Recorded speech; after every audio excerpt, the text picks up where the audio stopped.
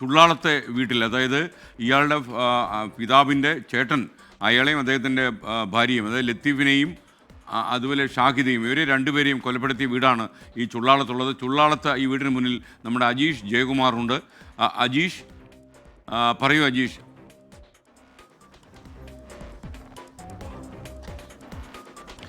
S K എന്തായാലും ഷഫീദ് പറഞ്ഞ പോലെ ഈ പേരുമലയിൽ നിന്ന് ഏതാണ്ട് 8 കിലോമീറ്റർ മാറിയാണ് ഈ ചുള്ളാളം എന്ന് പറയുന്ന ഈ സ്ഥലമുള്ളത്. അത് പുല്ലുംപാറ പഞ്ചായത്തിൽ പെടുന്ന ഒരു സ്ഥലമാണ്. ഇത് ഒരു ശാന്തമായ സ്ഥലമാണ്. ഇവിടെ ആണ് ഈ രണ്ടാമത്തെ കൊലപാതകങ്ങൾ, 2 പേരുടെ കൊലപാതകം നടന്ന ഈ പ്രദേശമുള്ളത്. ഇവിടെ നിന്ന് 12 കിലോമീറ്റർ ഉണ്ട് ഈ സൽമ ബീവിയുടെ, അതായത് കല്ലറ പാങ്ങോടുള്ള സൽമ ബീവിയുടെ ആ വീട്ടിലേക്ക്. ഇതാണ് ആ ദൂരം നമ്മൾ മനസ്സിലാക്കുന്ന അങ്ങനെയാണ്.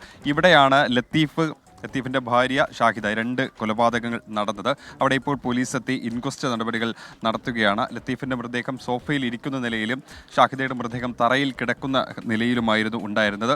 ആ പോലീസ് CCTV ദൃശ്യങ്ങളുടെയൊക്കെ ഒരു വിവരം പരിശോധിക്കുകയാണെങ്കിൽ ഏതാണ്ട് ഇന്നലെ 3:30-ക്കും ആ സമയത്താണ് ഇവിടെ ഈ കൊലപാതകം നടന്നിട്ടുള്ളത്. അതായത് സൽമ ബീവിയെ കല്ലറ പാങ്ങോടെത്തി കൊലപ്പെടുത്തിയതിന് ശേഷം പ്രതി നേരെ എത്തിയത് ഇങ്ങോട്ടേക്കാണ്. ഏതാണ്ട് 3 മണി 3:30-യോടെ ഇവിടെ എത്തി കൃത്യം നടത്തിയതിന് ശേഷം പ്രതി ഇവിടുന്ന് നേരെ പേരുമലയിലേക്ക് പോയി. അങ്ങനെയാണ് പോലീസിൻ്റെ ഒരു നിഗമനം ഇപ്പോൾ ഉള്ളത്. എന്തായാലും ഈ സമാധാനാന്തരീക്ഷമുള്ള ഈ നാട്ടിൽ ഒരു ക്രൂരകൃത്യം നടന്നതിൻ്റെ നടുക്കത്തിലും ഞെട്ടലിലുമാണ് ഇവിടുത്തെ നാട്ടുകാർ അടക്കമുള്ളവർ ഉള്ളത്.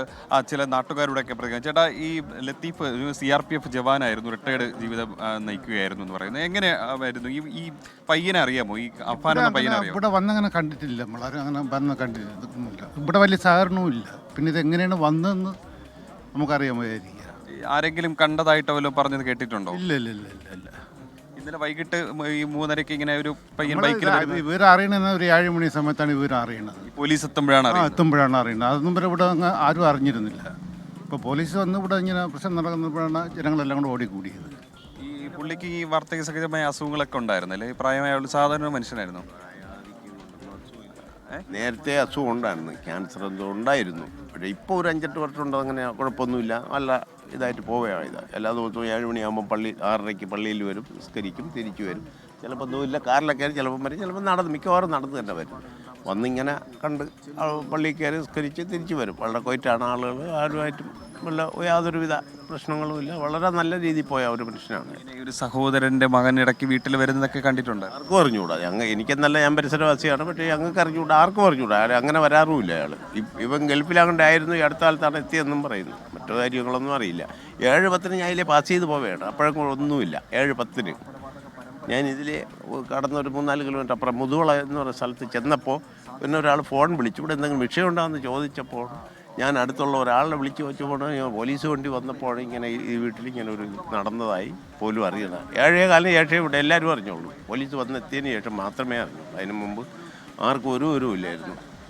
അപ്പോൾ അതാണ് നാട്ടുകാർ പറയുന്നത്. അതായത് ലത്തീഫ് CRPF-ലായിരുന്നു ദീർഘകാലം ജോലി ചെയ്തിരുന്നത്. സേവനമനുഷ്യത്തിന് ശേഷം ഒരു വിശ്രമ ജീവിതത്തിലായിരുന്നു അദ്ദേഹത്തിന് ചില അസുഖങ്ങൾ, വാർദ്ധക്യ സഹജമായ അസുഖങ്ങളൊക്കെ ഉണ്ടായിരുന്നു. അതിനുശേഷം വളരെ ഇപ്പോഴൊന്നും വേറെ പ്രശ്നമൊന്നുമില്ലായിരുന്നു. അദ്ദേഹം ഭാര്യയുമായിരുന്നു ഇവിടെ ഉണ്ടായിരുന്നു. 2 പെൺകുട്ടികളുണ്ടായിരുന്നു. അവരുടെയൊക്കെ വിവാഹം കഴിച്ച് അവരവരുടെ ഭർത്താക്കന്മാരുടെ വീടുകളിലാണ്. ഇപ്പോൾ ഈ വീട്ടിൽ ഇപ്പോൾ അവരുടെ മരുമക്കളുണ്ട്, 2 മരുമക്കളും. അതേപോലെ തന്നെ പോലീസ് ഉദ്യോഗസ്ഥരും ഇപ്പോൾ ഇൻക്വസ്റ്റ് നടത്തിക്കൊണ്ടിരിക്കുകയാണ്. ഇവിടെ നിന്ന് ഇവരെയും ചുറ്റിക ഉപയോഗിച്ച് തലക്കടിച്ച് കൊലപ്പെടുത്തി എന്നാണ് ഒരു നിഗമനം പോലീസിന് ഉള്ളത്. ഇവിടെ നിന്നാണ് പ്രതി അവസാനത്തെ കൊലപാതകം ചെയ്യാനായി പേരുമലയിലേക്ക് പോയത്. അവിടെയാണ് അനിയനെയും അതേപോലെ തന്നെ പെൺസുഹൃത്തിനെയും കൊലപ്പെടുത്തിയത്. ആദ്യം ഈ അമ്മയെ കൊലപ്പെടുത്താൻ ശ്രമിക്കുന്നു, അതിനുശേഷം പാങ്ങോടേക്ക് പോകുന്നു. പാങ്ങോടേക്ക് പെരുമലയിൽ നിന്ന് 20-ലധികം കിലോമീറ്റർ ദൂരമുണ്ട്. അവിടെ പോയതിനു ശേഷം 12 കിലോമീറ്റർ താണ്ടിയാണ് ഇതിനിടയിലുള്ള ഈ ചുള്ളാലം എന്ന സ്ഥലത്തേക്ക് എത്തുന്നത്. ഇവിടെ എത്തിയതിനു ശേഷമാണ് ലത്തീഫിനെയും ഭാര്യ ഷാഹിദയും കൊലപ്പെടുത്തുന്നത്. ഇവർ 2 പേരെയും കൊലപ്പെടുത്തിയതിന് ശേഷമാണ് വൈകിട്ടോടെ ഏതാണ്ട് കൊലകൃത്യത്തിന് ശേഷം ഈ പേരുമലയിലേക്ക് തിരിക്കുന്നത്. എന്തായാലും പോലീസ് ഇപ്പോൾ ഇൻക്വസ്റ്റ് നടപടികൾ നടത്തിക്കൊണ്ടിരിക്കുകയാണ്. കനൈൻ സ്ക്വാഡിൻ്റെ പരിശോധനയും ഉണ്ടായിരുന്നു ഇവിടെ. S K.